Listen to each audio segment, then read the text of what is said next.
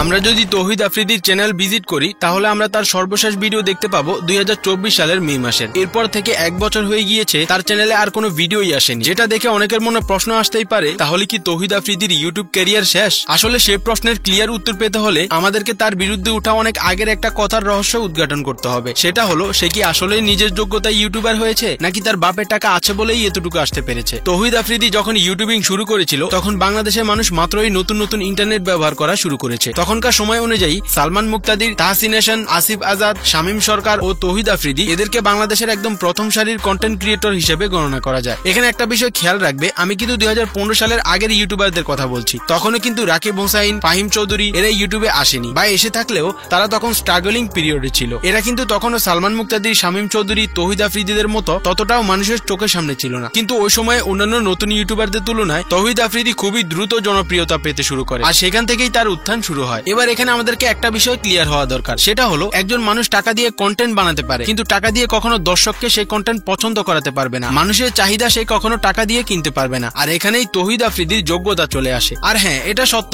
যে তার বাপের টাকা আছে বলেই সে ওই সময় চাইলেই বিভিন্ন জায়গায় খুব ইজিলি যেতে পারতো, আমাদেরকে যে কোনো লোকেশন দেখাতে পারতো। তাদের টাকা পয়সা থাকায় ওই সময়ে এরকম রাজকীয় স্টুডিও আমরা তার ভিডিওতে দেখতে পেয়েছি। কিন্তু এইসব স্টুডিও তো কখনোই ভিডিওর কোয়ালিটি ইমপ্রুভ করতে পারবে না যতক্ষণ পর্যন্ত ক্রিয়েটর সেখানে নিজের ক্রিয়েটিভিটি কাজে লাগাবে না। আর এখানেই আমার কথার মূল বিষয়, শুধু আকর্ষণীয় জায়গা, রাজকীয় স্টুডিওতে ভিডিও শুট করাই মূল বিষয় না। তার কথা বলার ধরন, মানুষের আগ্রহ বোঝার চেষ্টা, এগুলি আয়ত্ত করতে গেলে অবশ্যই একজন মানুষের অভিজ্ঞতা অর্জন করতে হয়, যেটা কখনোই টাকা থাকলেই পসিবল হয় না। আর সবচেয়ে বড় কথা হলো সে কিন্তু প্রথম থেকে ধরেই তার ভিডিওতে এক্সপেন্সিভ খরচ করা শুরু করেনি, যেটা সে ওই সময় চাইলেই করতে পারতো। বরং যখন তার চ্যানেল ধীরে ধীরে গ্রো হওয়া শুরু করেছে, এরপর 2 লাখ সাবস্ক্রাইবার হওয়ার পরে ধীরে ধীরে সে কন্টেন্টের পিছনে খরচ করা শুরু করে। এবার সেটা তার বাপের টাকা নাকি ইউটিউবের টাকা, সেটা তোমরা ওই সময়ের ভিডিওগুলো দেখলেই বুঝতে পারবে। আর তৌহিদ আফ্রিদি যদি কখনো কোনো ভিডিও অ্যাড চালিয়ে দর্শকদের সামনে প্রমোট করতো, তখন গিয়ে এই কথাটা উপযুক্ত থাকতো। কিন্তু যেহেতু সে শূন্য থেকে এতটুকু পর্যন্ত নিজের যোগ্যতায় এসেছে, তাই এটাকে কখনোই বাপের টাকা আছে বলেই সম্ভব হয়েছে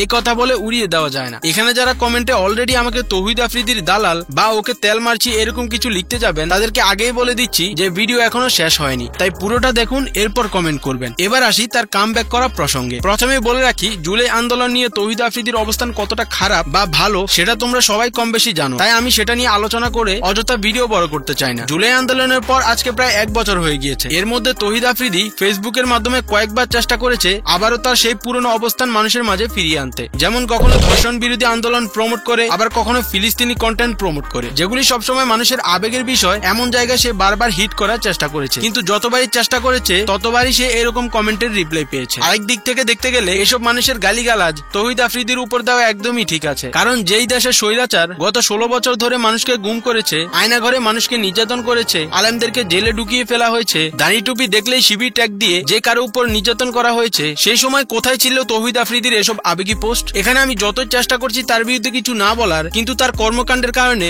নিজেকে আর থামাতেই পারিনি, তাই এসব বলতেই হলো। এখন জুলাই আন্দোলনের কারণে সে যে সমালোচনার শিকার হয়েছে এবং মানুষের ঘৃণার পাত্র হয়েছে, এরকম বাংলাদেশে আওয়ামী লীগের আমলে অনেক বড় বড় নেতাকর্মী, সমাজকর্মী দুর্নীতি করে মানুষের হাতে ধরা পড়েছে, যেমন ব্যারিস্টার সুমন, মিল্টন সমাদ্দার, বেনজির আহমেদ। এদের কর্মকাণ্ড বারবার মানুষের সামনে ফাঁস হয়ে গিয়েছে এবং মানুষ সেগুলিকে খুব ভালোভাবে বুঝতে পেরেছিল। কিন্তু এরপর এরা যখন আবার 5-6 মাস পর, 1 বছর পর মানুষের মাঝে ফিরে আসে, তখন মানুষ তাদের আগের সব হিস্টরি ভুলে গিয়ে তাদেরকে গ্রহণ করত। এরকম আমরা আওয়ামী লীগের আমলে অনেক দেখেছি। কিন্তু তৌহিদ আফ্রিদি এমন এক সময় ও এমন এক জেনারেশনের কাছে ঘৃণার পাত্র হয়েছে যারাই তাকে উপরে উঠিয়েছে, কিন্তু যখন তার কর্মকাণ্ড তার ফলোয়ারদের এগেনস্টে চলে যায়, তখন তার পতন অনিবার্য ছিল। কারণ এরা ইয়াং জেনারেশন, এদেরকে যে কোনো কিছু একটা বলে বুঝ দেওয়া যাবে না বা সহজেই যে কোনো কিছু ভুলিয়ে দেওয়া যাবে না, আর সেটাই তৌহিদ আফ্রিদির বেলায় বাংলার ইয়াং জেনারেশন প্রমাণ করেছে। আর সবচেয়ে ভয়ঙ্কর ব্যাপার হলো, এই আন্দোলন যদি আরো কয়েকদিন দীর্ঘ হতো, তখন কিন্তু সত্যি সত্যি তৌহিদ আফ্রিদির মতো সরকারপন্থী ইউটিউবাররা ওপেনে সরকারকে সাপোর্ট করা শুরু করত। এবং এটা শুধু তৌহিদ আফ্রিদি না, আমাদের পরিচিত রাফসানও এই একই কাজ করেছে। কিন্তু যখন সে দেখেছে যে অবস্থা ভালো দেখা যাচ্ছে না, তখন সে ছাত্রদের সাথে একাত্মতা প্রকাশ করার জন্য মাঠে নেমেছে। কিন্তু ততদিনে অনেক দেরি হয়ে গিয়েছে, তাই তখন রাফসানও তৌহিদ আফ্রিদির মতো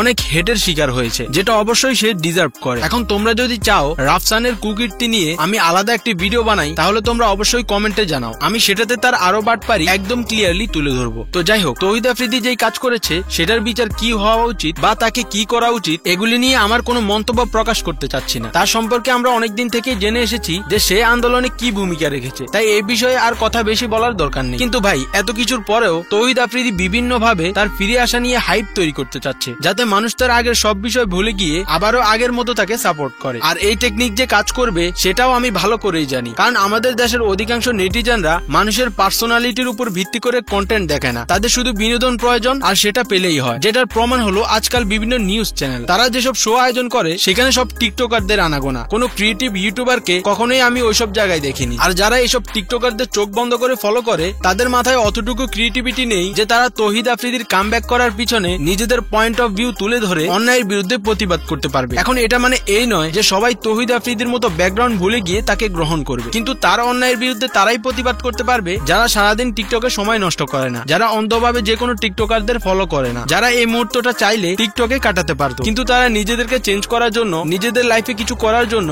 ইউটিউবে প্রতিনিয়ত ভালো ভিডিও দেখে নিজের লাইফে কিছু একটা করতে চাচ্ছে। আর তুমিও যদি সেই ক্রিয়েটিভ অডিয়েন্সদের একজন হয়ে থাকো তাহলে কমেন্টে অবশ্যই ইয়েস লিখে যাও। আর তুমি যদি ইউটিউবে তোমার ক্যারিয়ার দাঁড় করাতে চাও তাহলে এখনই এই ভিডিওটি দেখে একটি চ্যানেল তৈরি করে শুরু করে দাও তোমার ইউটিউব জার্নি। আর যদি অলরেডি শুরু করে থাকো তাহলে এই ভিডিওটি দেখে জেনে নাও যে কিভাবে তুমিও আমার মতো ছোট চ্যানেলে স্পন্সর নিয়ে ইনকাম শুরু করতে পারো। তো দেখা হচ্ছে সেই ভিডিওগুলোতেই।